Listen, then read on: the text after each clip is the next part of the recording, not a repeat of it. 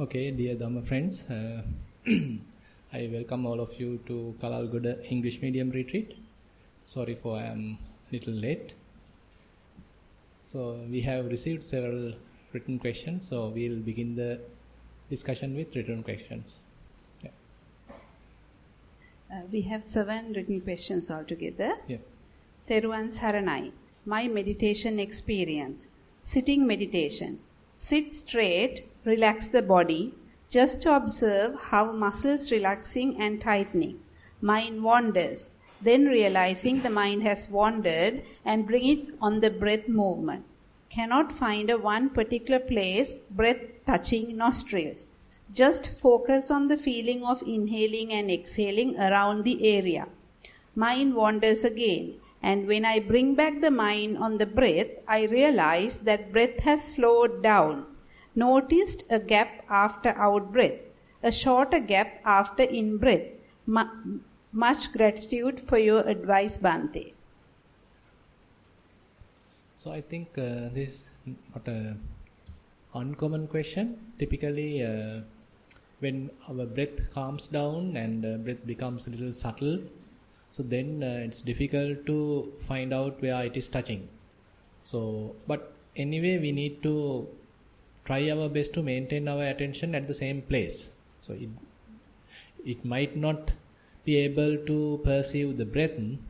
It doesn't matter, but our duty is to maintain our attention still at the nostril, because once the mindfulness further refines or further improves, then there may be possibility of again you would be able to perceive the breath. This actually happens again and again. It will go through several cycles. Breath disappears and mind tends to little wander, but we have to bring it back and just maintain at the nostril. Even though we can't feel much, even though we can't feel any sensation or any touching point, still we simply have to maintain our attention at the nostril. And as our mindfulness further improves or refines, then slowly we will be able to again perceive the breath. So this will happen again and again. So nothing to worry. Just continue your meditation. Even though mind drifts, still bring it back and try to keep your attention. The point is, as your breath calms down or breath becomes very refined, it's a bit difficult to maintain your attention. That's why the mind drifts or mind going to some other object. But our duty is to bring it back and maintain as much as possible at the nostril, and then as a result the mindfulness starts to further refine, and then we'll be able to perceive the breath. Then again we will be in the position to continue our typical meditation. So just continue. Venerable Bhante, with respect. Object, in-breath and out-breath. When doing above meditation, I find in-breath all over the end of the nostril and out-breath too as above or above the upper lip. Unable to get at one and the same point. Would value your advice. May you attain supreme bliss of Nibbana. Could you repeat the question? When doing above meditation, I find in-breath all over the end of the nostril and out-breath too as above or above the upper lip. Right. Mm-hmm. Okay. Unable to get it at one point. Yeah. Would so value. Yes. Okay. So actually it is not necessary. So we have to have sort of an open mind. It is not our duty to control the breath. If you think that the breath has to happen in a particular nostril, let's define the left nostril, perceive the in-breath, and the out-breath happens in the right nostril. So likewise, if we have some sort of an agenda, some sort of a schedule, it never will happen. That's what we need to realize. And we simply have to maintain sort of a open attitude. It doesn't matter where it is touching. Simply we are maintaining kind of an overall attention at the nostril. And sometimes the in-breath can happen in the left nostril, in-breath can happen in the right nostril or in both nostrils, and maybe closer to the breath, closer to the lip, doesn't matter. So, you don't need to condition the sort of the timetable. You don't need to condition the behavior of the breath, instead you need to maintain sort of an open attitude. Whatever is happening, you are simply ready to receive it, ready to acknowledge it, and you are happy to acknowledge it. You don't expect the breath to behave in a particular manner. Breath may evolve as it likes. So depending on various conditions, breath may behave. So we are not here to order the breath to behave in a particular way that we wish, we like. It is not the thing to happen. Rather, due to various other conditions, breath happens in different manner, and we are simply having an open attitude to perceive whatever it likes. So you simply have to change your attitude. So whatever the way it is, you simply have to acknowledge, you simply have to receive, and you simply have to maintain your attention at the nostril, whether it is happening on left nostril or right nostril or both nostrils, doesn't matter. Yeah. So we are continuing one by one. If you have any question or if you need any clarification, please feel free to come forward. Yeah. Yeah. Yeah, actually present moment, and at the same time, I mean, the breath can happen at any different ways, and there are different ways, different manners, and so if we maintain some sort of an attitude that it has to happen in this particular shape or this particular manner, or that is the only way possible, so that is the wrong attitude. So we have to have a kind of an open attitude. We are letting things to happen as the way it is, as the breath like, or as the conditions are happening. So it's kind of a very open, very relaxed attitude, and then we are ready to acknowledge, we are ready to simply perceive however it is. Yeah. What can you do if emotionally charged chain thoughts recur, particularly anger or anxiousness? In note, intense distraction from practice occurs. Do you fight it, suppress it, or let it happen? Actually, it depends on your practice. It depends on in which stage you will be staying. So, say for example, if you are a beginner, so then you might have to you have to take one approach. If you are a kind of a seasoned practitioner, then you can take a different approach. So, it depends on where you are. Say for example, if you are a beginner, say you get agitated and you get sort of angry when your mind drifts. So that is again depending on the wrong attitude. I mean, it is very natural for the mind to drift, or very natural for the mind to distract. So we are learning. And when it distracts, and doesn't matter, I mean, you should not add any new defilements to that. Anger may be there. Now there may be kind of a resentment because the mind does not behave the way you like. But I mean, you should not have any further kind of a restlessness or some sort of a remorse, thinking that I mean it's not behaving the way I like or something like that. Then you are adding more hindrances to the situation. Rather, it has drifted, doesn't matter. Now after a while it has come back, so you welcome that. And then you are simply maintaining your attention again at the nostril as much as possible, several breaths. So at that place, actually at this level, we are not trying to answer anger or kind of fight against anger. But on the other hand, there may be another situation where you are capable of maintaining enough mindfulness. You have developed fair amount of mindfulness. You have gone through Kayanupassana, Vedananupassana, and now suppose you are dealing with Chittanupassana, where your primary object is the observation of the mind. On such situation, it's an entirely different picture, where you are capable now to look at anger as anger. Now you should not suppress it, or you should not neglect it. Rather, you can simply observe it, because you are in a well-grounded situation, or you are in a fairly high mindfulness, and you are now skillful enough to face anger as it is. Anger is arising, and you are aware of it. And if you have fair amount of mindfulness, anger may not overpower you, because you are able to recognize anger at its inception, at its very early stage. As a result, it may not grow too far. Then you are able to tackle it, you are able to handle it at very low, without sort of getting victimized to it. So therefore, it depends on where you are, and you can apply various techniques. On the other hand, if you are a beginner, again still you can, rather than trying Anapanasati, you can shift your attention to loving kindness, metta. So that's another option. Or even if that doesn't work, you can go, rather than immediately trying sitting meditation, Anapanasati, better get up and do a sort of a walking.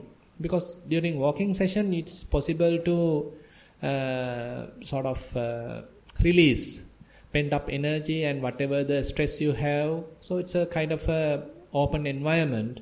You have a little relaxed environment. So therefore, there's a high possibility that your anger may dissipate or anger may reduce. And after that, you can come back to sitting. So therefore, it depends on your situation and the circumstances. Yeah. Is it all right, or would you like to? Okay. What is the practical or physical difference between Vipassana and Samatha Bhavana? What do you do differently? What do you do differently?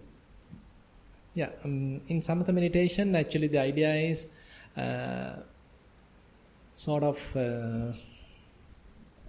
we take things as permanent, we take things as good, very beautiful, and to that object we try to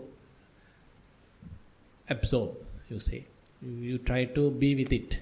So it's a kind of a pleasant object. Say, for example, Buddha Anusati. You are taking the qualities of the Buddha and you are sort of again and again recalling it, reminding it, and it's very pleasant, and each and every quality is really felt to your heart, and so you welcome it, and again you are keeping your attention to that, applying your mind to that. So likewise, the single object is there. On the other hand, suppose you are doing some kasina meditation, kind of a color kasina is there, so you assume or presume it is very, very beautiful, very nice, it's permanent. So again and again you are applying your mind to that, so that your mind is very much like to be with it without going outside. So you find happiness being with this color kasina. So after a while you forget the whole world and you can simply be with this color object, and then there's a possibility that you become that. You become merged with it. You become the color kasina. There is no difference between you and color kasina. Now you are that. So this is in one sense the Samatha meditation, where we take one sort of wholesome object and trying to apply your mind again and again to that object, and ultimately you get absorbed to that. But on the other hand, Vipassana has an entirely different approach, where it doesn't necessarily to be a same object. The object can change, and again the object can change its states or manifestation. Say for example, your breath changes. It's not that you have the kind of a same breath from the beginning to the end. Breath starts to evolve. Say if you are doing walking meditation, the perception of the step starts to evolve. Say you are observing some feeling, so the feeling starts to evolve. It may be arising, it may be changing, it may be dissolving into various minor or minute smaller feelings, and you are able to observe them, and then they are also arising and passing away. So likewise, so it's a kind of a broader approach is available in the Vipassana meditation, where the object itself is changing, evolving, and even you are capable of keeping your attention on to very different objects, variety of objects. So the idea of Samatha is mainly to develop concentration. The main goal of Vipassana may be, we can say, the development of the wisdom. So therefore it's a kind of a different approach. Actually both are helpful to each other. You can't develop wisdom without fair amount of concentration. So it's therefore having fair amount of concentration becomes sort of a prerequisite for your Vipassana meditation. Yes. Theruvan Saranai. Most Venerable Swamin Vahansa. Walking meditation. After 10 to 15 minutes of walking, felt that there was a feeling but not belong to feet or the ground. Only a feeling and was so confused. Theruvan Saranai. No, actually this is the place that you have to get rid of confusion. You were in confusion, now it is coming to only very simplicity. So Vipassana or the meditation takes you to the simplicity, not to the confusion. So you have become confused at a place where confusion is not necessary. So just change the wires. So now the wires have to go into the opposite direction. You simply put the neutral to the face. So now change is opposite, then you'll be all right. So basically, so at the beginning we have a lot of signs, lot of information. You know that you are a person, you are someone, and walking in Kalalgoda and all these things are available to you. You are in Sri Lanka, you are in Kalalgoda, you are in this particular place, on this particular, say, walking path. There are in front of many different yogis. A lot of information is available. But when your mind concentrates, when your mind becomes more and more mindful, you are losing all this unnecessary information and concentrating your mind to the very essential detail of the object. So that may be that, say, simply some sensation is available at your foot, at the sole of the foot, and you don't know now who you are. You don't know where you are, and you don't know what's the time. And you are simply being with that particular feeling. Very simple. So allow the mind to be simplified. Don't expect it to be complex, or don't make the meditation kind of a complex experience. Rather, remove complexity.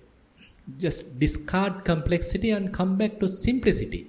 So if you are welcoming simplicity, then you can be easily concentrated. You can easily develop mindfulness as well as wisdom.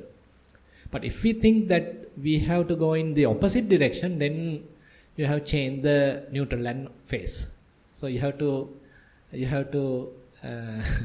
put it in the proper sense, so that meditation leads us to simplicity. And when our mind is capable of maintaining enough simplicity along with concentration, then we may be able to penetrate. So this penetrating wisdom is what is essential. Yeah. Is the concept ardent effort is about consistency or willpower or something else? I think you are correct in all sense. So you need the ardent effort to kind of a continuation. That is a must, because you won't get results today. It may happen tomorrow. So you have to be in the whole retreat. So it may not happen today, so you have to endure till tomorrow. But on the other hand, sometimes it might happen on next month. So you have to come on next month as well. So likewise, you have to continue enduring the situation, because the results may not happen immediately. It's a long time process. So having such continuation of your practice is a must. So in order to continue like that, you need fair amount of effort. That is one thing. On the other hand, when you are meditating, so there may be various obstacles you might have to come through. Say for example, today it's very hot. Now you might not feel comfortable, but still we are enduring it. So you need fair amount of patience, fair amount of endurance, and again effort to just go through it, just to maintain it. So that is necessary. On the other hand, sometimes you might feel lethargic and not enough energy. On such situation, again you have to rouse energy. You have to be energetic in order to continue your practice. So that is also necessary amount of effort. And these are actually different aspects of effort that we are using depending on the situation. And on the other hand, effort and concentration also has to be balanced. So if you are trying extremely hard from the beginning to the end, then you won't succeed. That is also you need to understand. At the beginning you may have, it is necessary to maintain fair amount of effort because your mind may be distracting. Your mind is not tamed. You are not mindful yet. But later, as a result of your practice, now you become fairly settled, mind becomes calmed down, mind is now fairly tamed. On such situation, you have to release the effort. You have to allow it to happen in a natural way. You are now drifting your situation to kind of a effortless kind of meditation. Otherwise, you can't develop concentration, because this concentration and wisdom are kind of two sides of the seesaw like, where when too much effort is there, concentration is very less. So even the too much effort can lead to restlessness. That is also a possibility. On the other hand, if you reduce effort to less, that means no effort at all, then there's a possibility of again the mind starts to distract, because you are not maintaining enough effort. So therefore this balancing effort and concentration is kind of an art that you have to do it on the way. You can learn it, but you have to apply it precisely, practically on your meditation. Suppose you start at 2 p.m. I'm just giving a kind of a rough example. Say at 2 p.m. you have certain amount of energy and less concentration. But now you have fair amount of effort. As a result, now suppose after around 2:30, now assume now the mind is fairly concentrated now.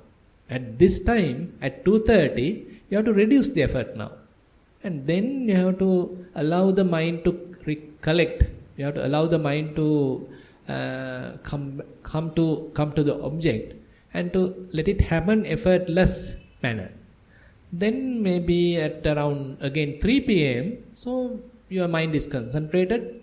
You are simply watching, almost no effort at all. You are simply having kind of an effortless kind of meditation. So it's like manner you have to adjust effort according to the situation, according to where you are. On the other hand, say if you reduce effort too much, again mind starts to drift. Then again you have to apply effort a little bit more. Then assume that you are in a good situation. Then that means the correct amount of effort. Then again mind settles, mind concentrates, and after that again you reduce the effort. Now assume that concentration further improves. Likewise, you have to do it in a very artistic manner, in a way, like balancing the situation. Then you will be able to succeed. How can a layperson work in their employment mindfully around lay people who do not practice mindfulness? So, are you asking me or? So, a lot of lay people are there. So, how I can maintain mindfulness?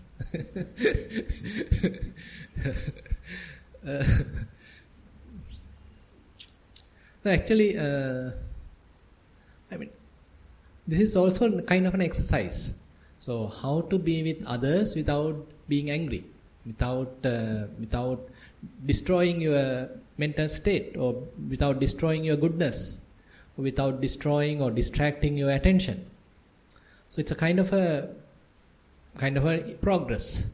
At the beginning, it is difficult. I agree, because say for example, you are still now catching up. Say you are trying your best and doing hard, and little amount of mindfulness is there, little amount of concentration is there. Someone coming and talking with you, everything lost. Very, very, very natural situation. It's not something unique to you. It's common to everyone. So therefore, one instruction is maintain silence as much as possible, because especially for newcomers, this talking is extremely harmful, because it's very difficult for you to develop concentration. Hindrance power is very high. Therefore, if you are maintaining at least 10-15 minutes of concentration, it's a big achievement for you. But on the other hand, when someone is growing, So he can handle situation. Say even he can talk a little bit, he can even help someone, again come back to the cushion and settle. So that he is now sort of seasoning himself. He is able to discard whatever the distractions or whatever the conversation happened during the, say, your resting period, and come back to the cushion and again settles very quickly. So so that capacity, that skill you may be gaining with time. So say for example you have to talk, you have to do a sort of a presentation, you have to teach. So everything is in a way kind of a distraction. But still once if it is necessary for you to settle, if it is necessary for you to calm down, that's also possible, but not immediately. So because what you have presented, what you have talked, whatever the content of the discussion can come to your mind once you sit. So that becomes a kind of a hindrance, that becomes a kind of an obstacle. But slowly you are able to discard that. You are not giving importance to it. You are not giving any value to that conversation or whatever that repeat telecast. You are not acknowledging it or empowering it. Rather you simply understand, okay, this repeat telecast is something to trying to make someone. Assume that you did something and now you are coming to the cushion, and now there's a repeat telecast going on in your mind telling you did. It's very good. So you presented the questions very nicely. So likewise there are repeat sentences, repeat telecasts going on in our mind telling that you are a someone, you are a good person, you are a good guy, you are an akka, you are an ayya. So likewise sort of big things are going on. So you need to understand.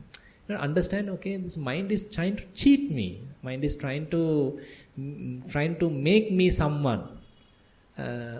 So being somebody. So basically you are trying to be someone now, somebody. Now it's a kind of the opposite of the Buddha's teaching.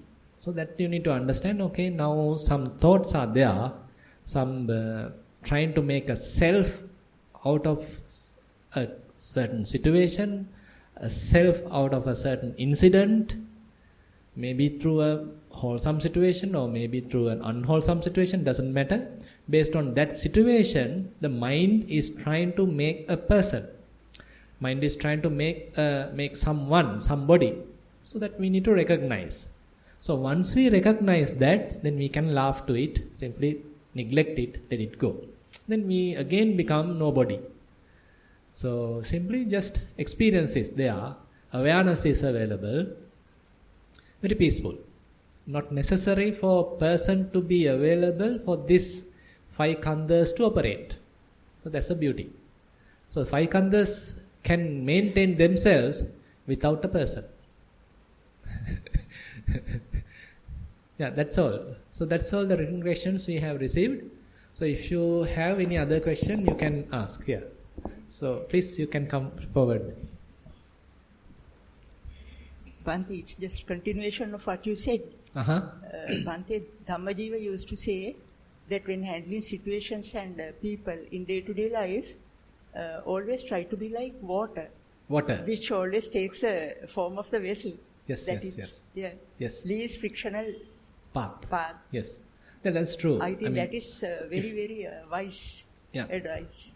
So actually, I heard that as we develop mindfulness, as our practice grows, we become fairly flexible. Now, that is exactly what she is telling. Flexible means now if water is put into any shape vessel, so the water becomes that shape. It is not that water is expecting the vessel to be in a certain form. Rather, water has the ability to shape itself. So we are in a situation, whatever is the situation, we can adjust ourselves. But it doesn't mean that we are sort of neglecting the seeder. Suppose that you want to be with your friends, they are partying, and you are also have to be there. It doesn't mean that you have to take alcohol or something. So don't take in that sense. Rather, you still can be with them and maintain yourself. And I mean, they can understand. They understand you are not drinking, or you are not sort of indulging in that sense, but you can maintain that friendship sometimes. Be firm but humble. Yeah, I think this depends. So when you need to firm, when you need to be flexible, it depends. So that's why there are situations. Say there are situations where you need to be patient. There are situations that you should not be patient. So likewise, Buddha has mentioned, if you recall in Aryavasa Sutta, Buddha says there are four. He emphasizes four types of behaviors. One is parivajjana pahatabba, where you understand, okay, this person is not good to associate, or this place is not good to associate. This is not a place for me to visit, so you avoid it. So that is one way.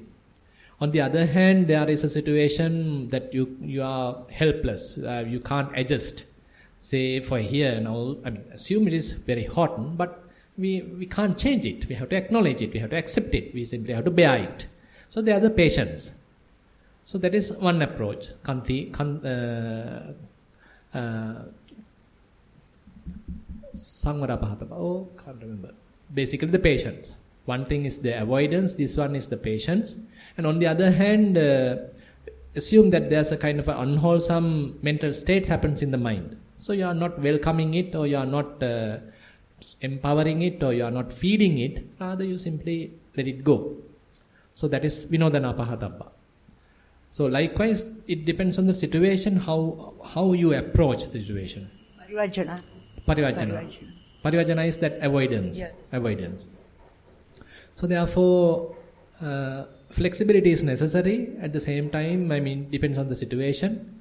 So if we are basically mindful, the mindfulness will tell you what is the best way of doing it. And again, it is not that the mindfulness alone, mindfulness and the sampajanya, the sati sampajanya, the wisdom and mindfulness go hand in hand as the practice develops.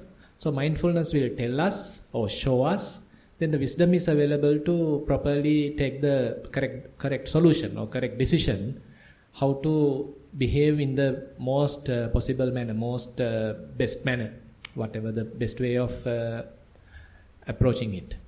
Yeah. You can say a little more on Kingmulaka Sutta, explaining it.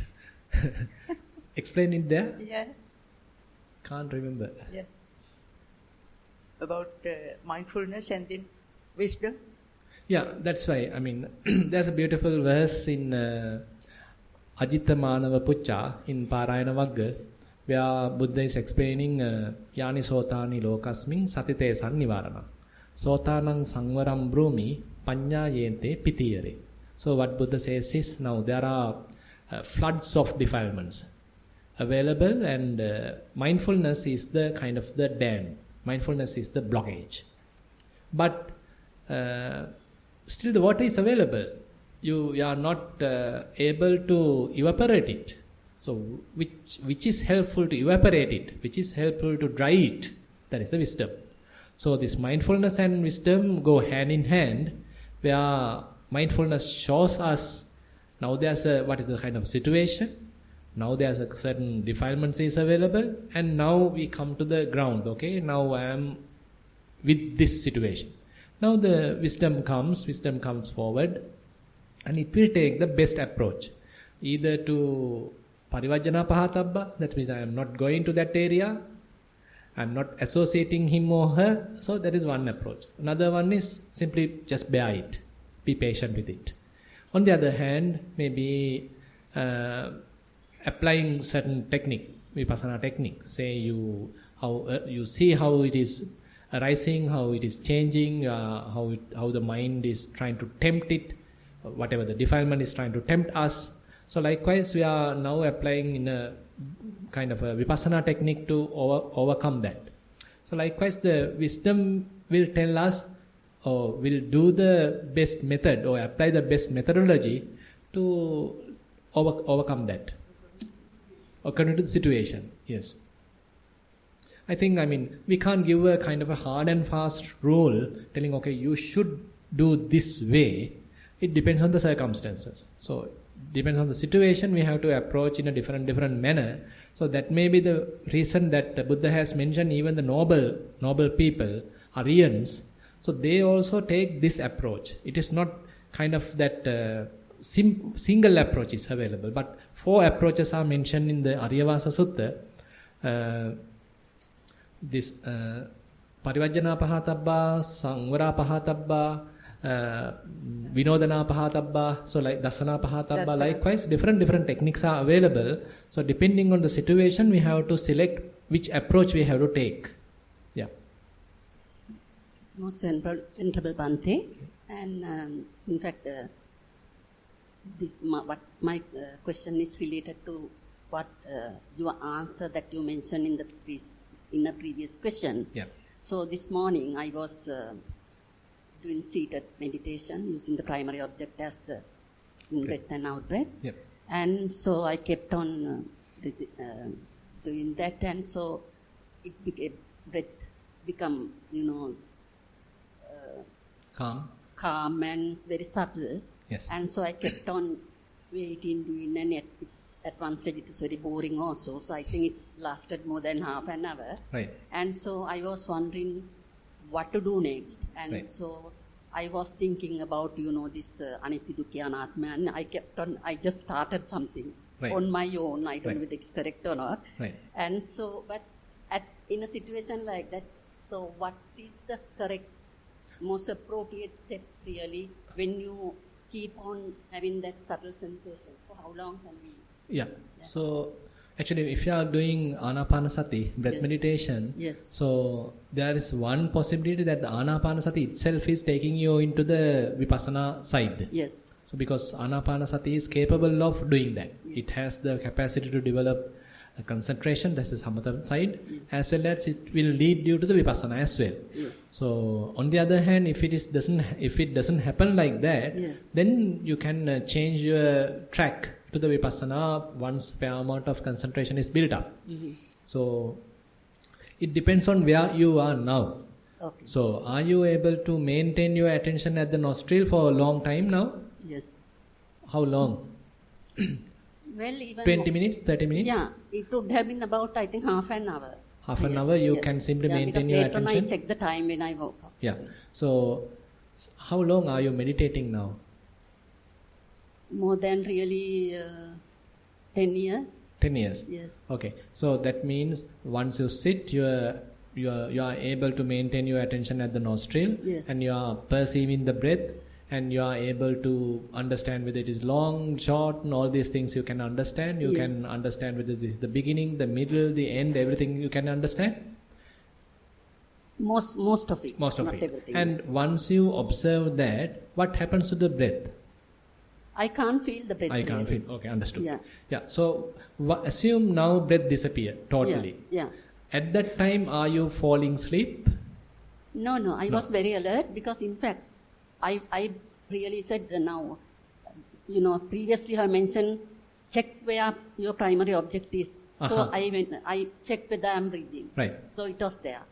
It is there. Yeah. You mean the breath is still available? Still available. Yeah. Still available. But I mean, what do you think about your whole body? Is it feeling very lighter, or is it feeling still the typical, the old, say, heaviness is still available? What happens to the whole body? There was no heaviness or lethargy or anything. Right. I was really alert. Right. And so I was... Are you happy or unhappy at that time? I was a bit excited. Excited. Pleasant, yeah. Pleasant. Okay, pleasant is there. Yeah. Okay. So, I mean, you come to only this stage so far. Yes. This is the maximum you were able to do all these 10 years. Am I correct? Not really. In fact, during summer I did a Vipassana course in London Sambodhi. And so I have been doing this with in-breath really. The air that I breathe is really the Everything changes. It is, the strength of the breath that I am taking is due to the Patavi, Patavi Dhatu, nature of Patavi Dhatu. And so it is Nama Rupa. And so, like that, I used to do that. So, but usually that is separately. Sometimes I do when I have the time. Right. So, actually, then, say for example, if you are doing this for a long time now, and if this is the maximum almost you have able to go, then probably we can shift your attention to the whole body. Okay. So, assume that you are coming to fair amount of mindfulness to breath meditation. So once you are able to, now you are anyway able to maintain your attention at the nostril for half an hour, well concentrated. So now rather than just be like that, so just understand now, say for example, now in this posture, now you are holding the mic. Now you can feel something. You can feel the weight of the mic, you can feel the grip of the mic, and you can feel some sensation at your palm and all these things. So these are really available.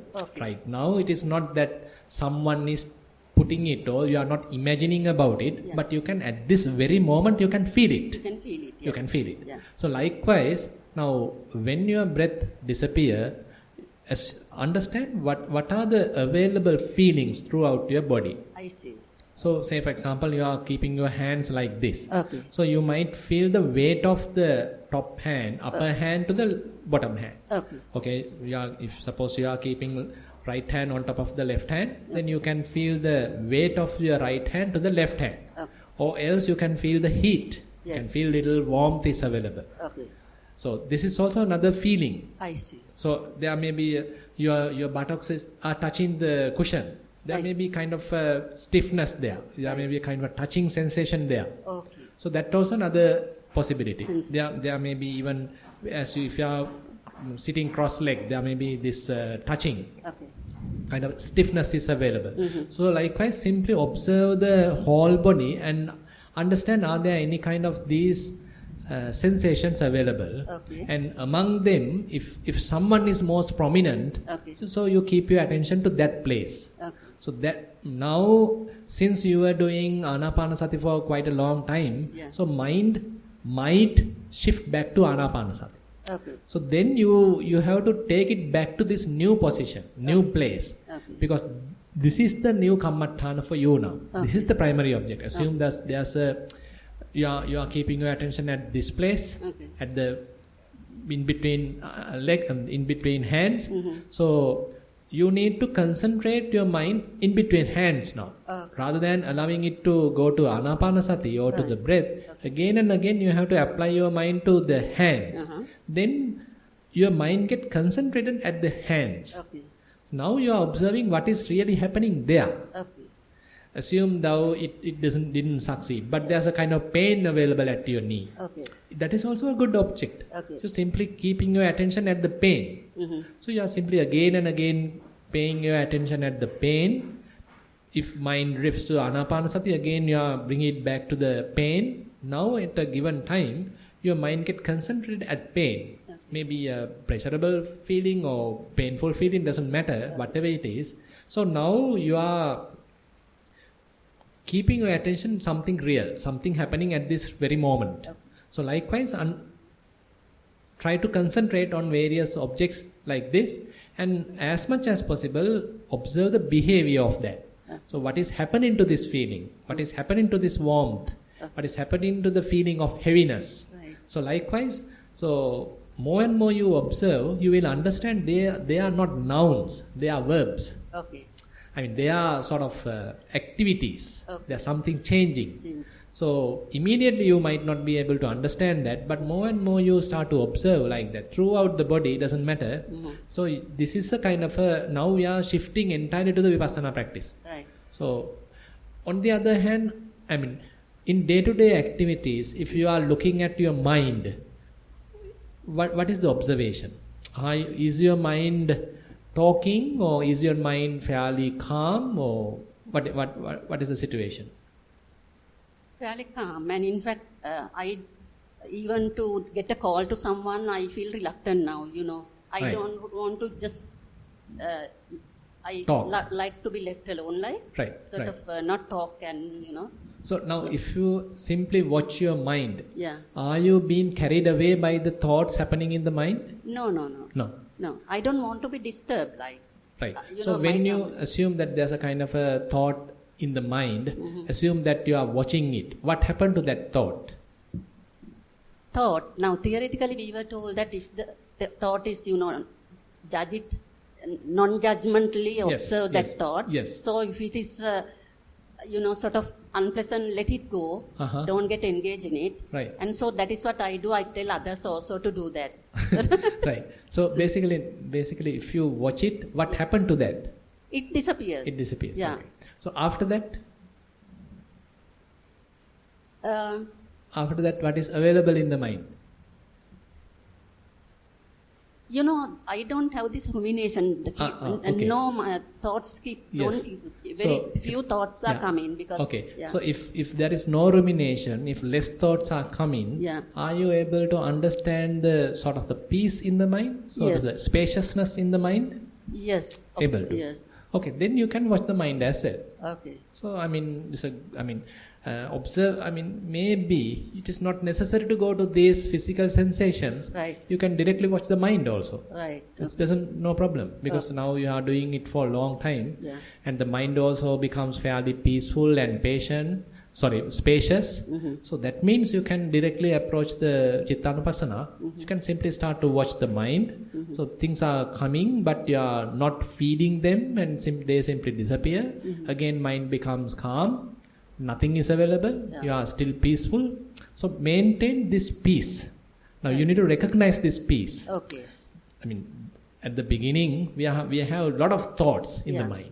Now slowly the thoughts are sort of there are no entanglement.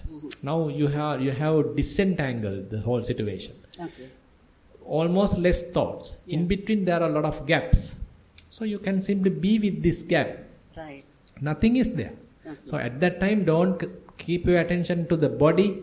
Don't keep your attention to any other sensation or feeling or whatever it is. Simply watch the mind. Okay. Mind also has nothing. Yes. So simply be with it. Okay. And more, because there's a vipassana type of concentration available there. Unless we appreciate this place, unless we maintain this situation, we are not able to develop that concentration. Right. So we need to understand there's a rich resource available there, but nothing is there.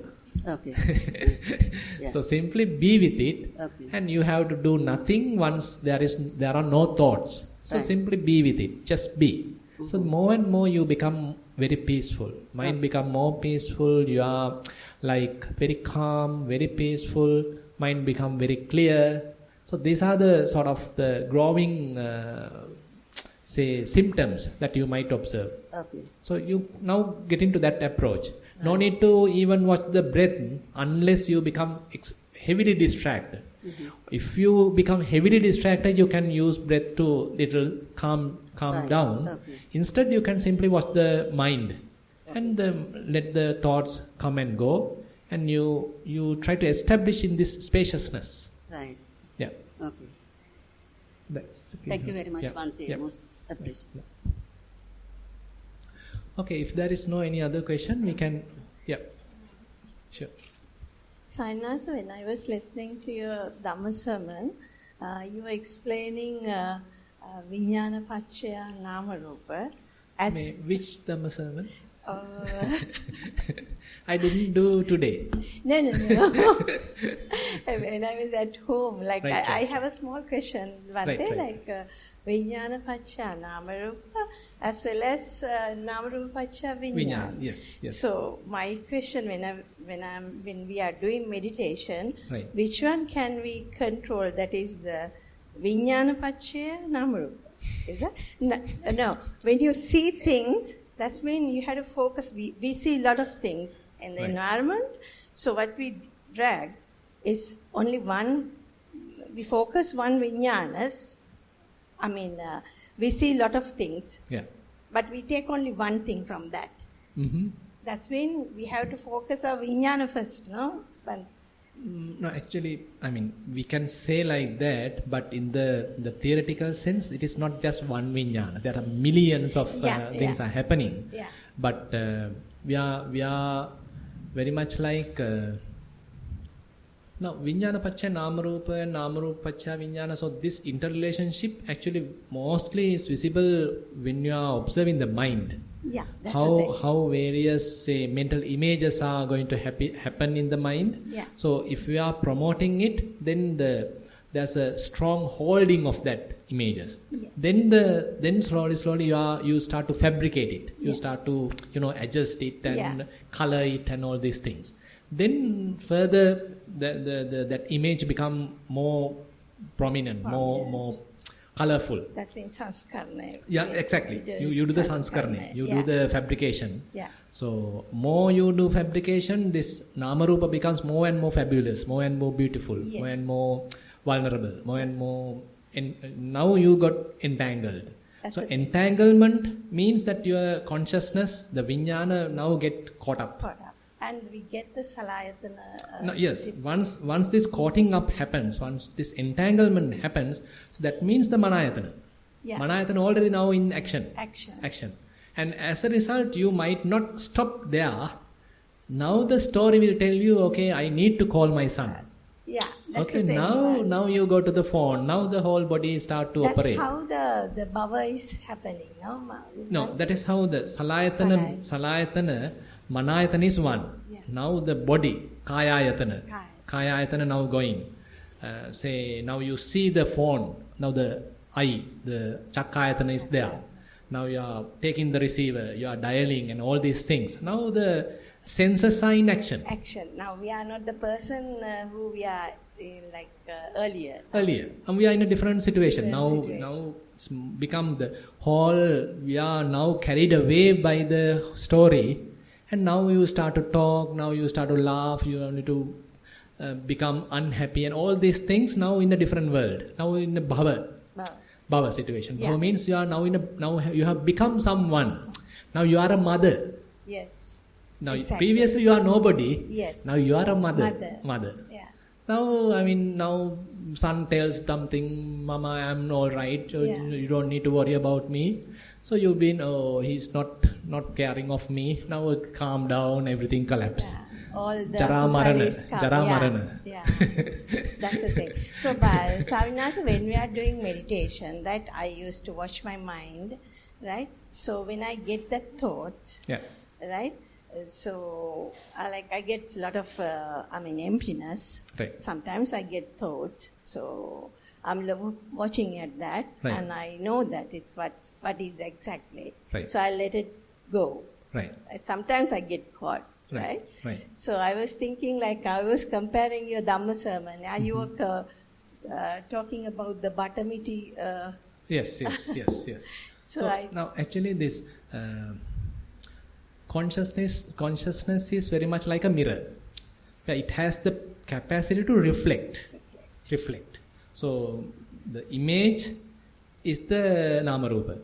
So it alone can't manifest. So it needs the mirror. It needs the kind of a reflection of the consciousness. So they both are interdependent. So without consciousness, there is no place for the nama rupa to manifest. But if there is no nama rupa, there is no visibility of the function of the consciousness. So consciousness almost like dead.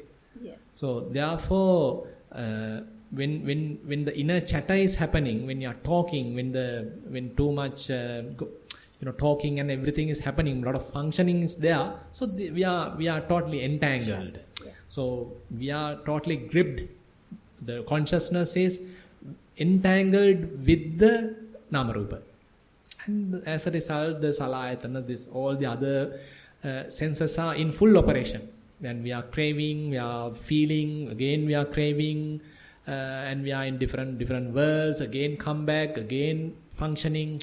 The whole operation is going on. But assume that you are in a very calm situation. There are nothing in the mind. On such situation, there is no nama rupa, but awareness is there. Awareness is simply available. So at that time, your consciousness is very pure in that sense. And very comfortable. Very comfortable. Very comfortable. No friction, no tension. And happiness is there. Sorry? Happiness also Happiness there. is also there. Sort of the calmness, peacefulness, everything is available. And this is something that we need to try to maintain. But on the other hand, it doesn't mean that we are forcefully maintaining it. No. So we have to allow the mind to operate and allow the mind to behave as it likes, and then we need to learn from that. Why is it still behaving like that? Yeah. Sometimes, like when the thought comes earlier, like I was so frustrated why I'm doing meditation and why this is coming. But now after your Dhamma sermon, I just that is the mind way. Yes. Right? So if we are making new defilement to this situation of mind, so it is unnecessary. Yeah. That's why someone was asking what to do about anger. So in this situation, I am not claiming anger as myself or claiming that I am angry. So rather this is anger. So anger is there. So I am simply watching it. So this is anger. But I understood, Savinasa, now when we see that thing, it is not going so far. Like when I get angry, when I see it, exactly. It's controlling. Exactly. It's not doing purposely, but yes. That's the mind. Just let it go. Yes. So because anger cannot sustain without our feeding. Without ours, we are the ones feeding it. We are the ones strengthening it. So if we stop it, so it can't sustain. It can't last for long. So it will, at the very inception level, it will simply disappear. Even if I feel something to eat, also the same one thing, like let's say chocolate. So those days, like if I eat one, I need to eat more. Right. But when I understand, like, okay, this feeling is coming, but only a few seconds I can feel it. Yes. Right? So when I see that thing, I don't want to eat anything else. Controlling. Yeah. So basically, we need to understand. What is the necessary amount of energy? What is the necessary amount of food or whatever it is? And once we feel full, once we feel enough, so that's it. So we are not feeding the greed. We are not greedily eating more and more. Yes. Rather, once the body understood it is enough for today, that's it. So we are not governed by defilements in that sense. Yeah. And that way, Savinasa, so the whole day, like we are living in a bhavana, like meditation. That's right. When you start to do Chittanupassana, if someone is simply telling you are doing just 1 hour Chittanupassana on the cushion, it is not the real Chittanupassana. Yeah. It's automatically coming. Definitely. From the beginning, from the very moment you wake up till you go to sleep, you have to simply watch the mind. So watching the mind has to become kind of a habit, has to become kind of an ongoing process, irrespective of whatever you are doing. Sometimes it might be difficult. Now say I am talking now. While I am talking, I have to watch my mind. So likewise, so when you are answering or when you are doing something, you have to watch your mind. So likewise, even though we may be doing various activities, still we need to watch the mind. So this watching the mind become something inherent quality. We may do various other activities, but still the ongoing process of watching the mind is there. It's a different thread. It's a kind of an ongoing monitoring thread.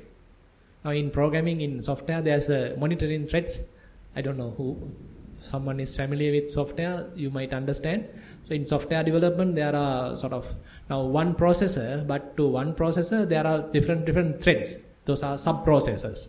So one sub-process can maintain so that it can monitor the whole thing. Other threads are doing various other activities, but this monitoring thread is continuously running. So this Chittanupassana becomes kind of a monitoring thread. So one more question, like the emptiness. If we improve the emptiness, like when one day we are going to die, right? Mm-hmm. So with the pain and all, like without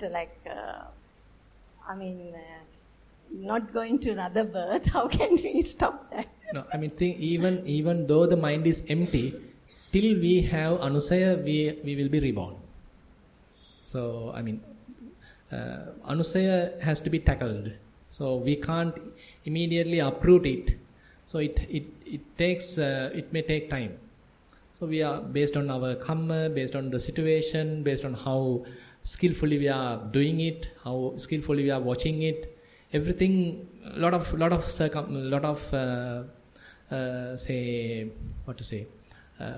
causes are there. So based on our practice, the anusaya may be slowly reduced. So till we have anusaya, asava, we may be reborn. So I mean, we on the other hand, slowly one may understand. So the practice is ongoing. We are not in a rush to become an arahant. On the other hand, I mean, but what Buddha has mentioned is kind of taking, now yogi is taking sort of a very restful approach, not in a rush. You are not trying to do something, you are not trying to be someone, rather you are already, can't say you are already enlightened, but you are already mindful, because this is the best we can do. So there are things are happening, I am mindful about it. Present moment. At this very moment I am very mindful, so that is the best I can do. So if there are certain thoughts are happening in me, so I am understanding, okay, are these thoughts backed by or influenced by own defilements? Are they influenced by own tendencies? So now I am understanding that. So slowly I am disentangling that. Sort of. And if I am telling something because of my kind of a favorism, now I am understanding that, okay, I have this kind of a favorism to this particular group, this particular person, that's why I am behaving like this manner. So I am understanding that. So without practically happening this, how can I overcome that? That's why, I mean, it depends. So we have to constantly be vigilant on how we are operating, how we are behaving. And accordingly, we need to understand these trends in the mind, these tendencies in the mind.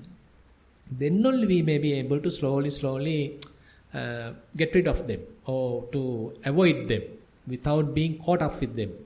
So therefore, this wisdom practice become very, I mean, it's a kind of a delicate practice. You can't do it in a rush. You have to be very slowly, carefully. We have to allow things to happen and slowly observing.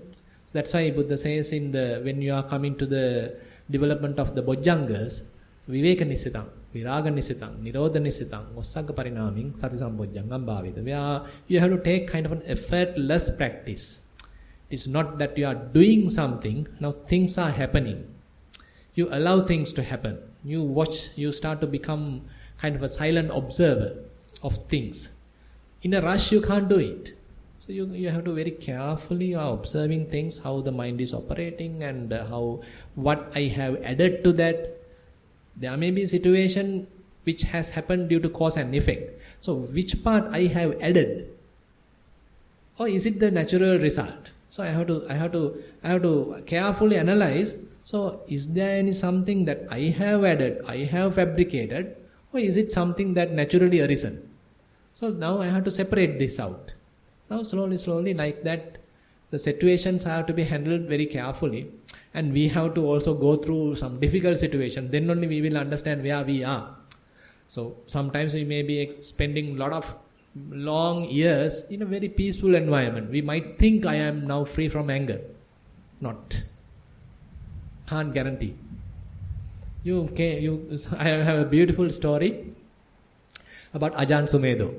So he says that he is in Wat Papong, and he was going through a lot of experience, very beautiful, very blissful, and he thought, I am attained. Now he has to extend his visa. So he has to come to Bangkok. At the passport office, he understood that he is not.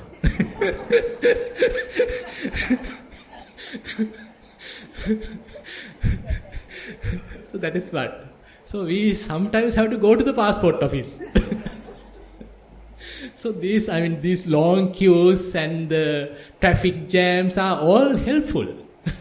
They are not unhelpful, they are very helpful to understand where we are.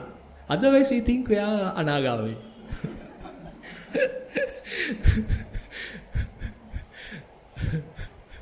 Okay, thank you. Okay, we'll wind up the session and we'll continue Dhamma sermon maybe at around 4:30.